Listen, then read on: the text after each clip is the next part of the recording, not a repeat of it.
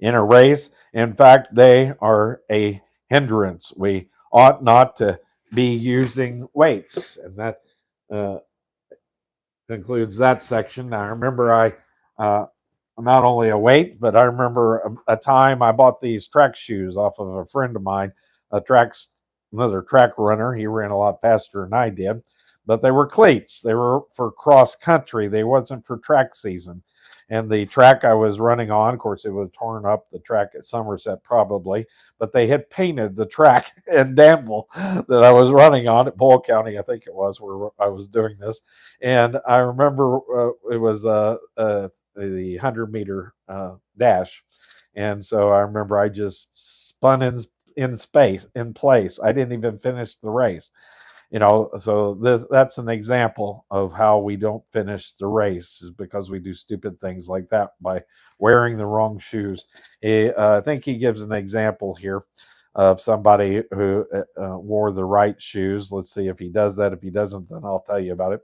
I remember years ago when Gil Dodds, a very fine Christian, was a famous runner in this country. Some of us went out to the track at the University of Southern California to watch him run. He ran around the track a couple of times with tennis shoes on. Then he stopped and changed into some other shoes. One of the fellows there asked why he needed to change shoes. He took one of the tennis shoes and one of the light pair of shoes and tossed them both up to the man who had asked the question. Believe me, there was not much difference in the weight of the shoes, but just enough, he said, to cause him to lose the race. In the Christian life, there are a lot of things that are not wrong in and of themselves, but Christians should not be carrying those weights around. Why? Because you don't win the race. I'm going to use an illustration, but please don't think I am picking on this one particular thing, because I'm not. You must determine for yourself what you can do as a child of God. And I must determine that for myself. But one young lady went to her pastor and asked, "Is it all right to dance?" Her pastor replied, "Sure it is, if you don't want to win." The point is that it is not the question of right and wrong for the Christian.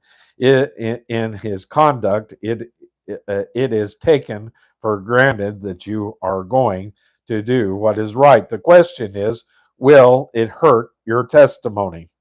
Will this keep you from winning the race? Will this be a weight on your life?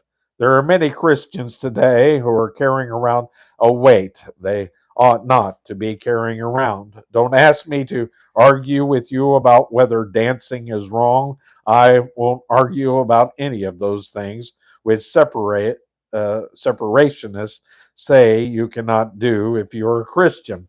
I don't say you can't do it. All I say is, are you in a race? Do you want to win? Are you looking for Jesus? This becomes the important thing.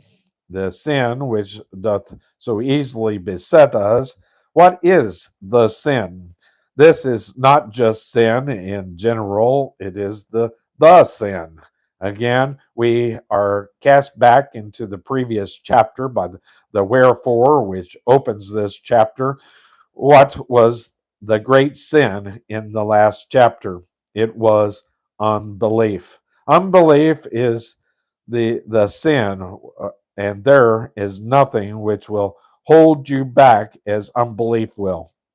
It is just like trying to run a race with the weights of a sack of wheat on your shoulders and your feet stuck inside the empty an empty sack, or wearing cleats. You'll never be able to do it, and you cannot do it in the Christian life either. Unbelief is what holds many of us back, and if I may make a personal confession, I am confident that it has held me back more than any else in my Christian life.